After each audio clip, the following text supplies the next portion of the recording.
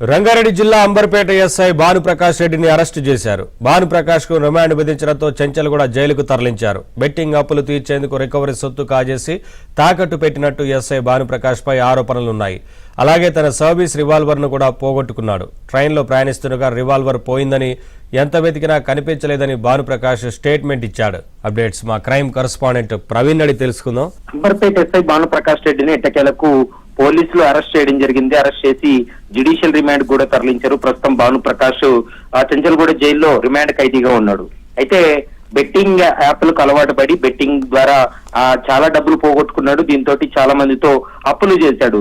అయితే ఒక కేసులో రికవరీ చేసినటువంటి బంగారాన్ని తాకట్టు పెట్టి తాను చేసినటువంటి అప్పులను బెట్టింగ్ ద్వారా నష్టపోయినటువంటి అప్పులు ఏవైతే ఉన్నాయో అప్పులను తీర్చేందుకే ఈ పోలీసులు రికవరీ చేసినటువంటి సొత్తును తాకట్టు పెట్టాడనేటువంటి అభియోగాల ఆరోపణలు ఉన్నాయి. దీంతో అతన్ని అరెస్ట్ చేసి జ్యుడిషియల్ రిమాండ్ తరలించారు. మరోవైపు భానుప్రకాష్ చెందినటువంటి సర్వీస్ రివాల్వర్ కూడా ఎక్కడో తాకట్టు పెట్టాడని పోలీసులు భావించినప్పటికీ కూడా పూర్తి స్థాయిలో అన్ని రకాల విచారణ జరిపి సోదాలు చేసినప్పటికీ కూడా తన సర్వీస్ రివాల్వర్ దొరకలేదు. అయితే భానుప్రకాష్ ను అరెస్ట్ చేసిన తర్వాత అతను విచారించినటువంటి సమయంలో అతను చెప్పినటువంటి స్టేట్మెంట్ ఏంటంటే ట్రైన్ లో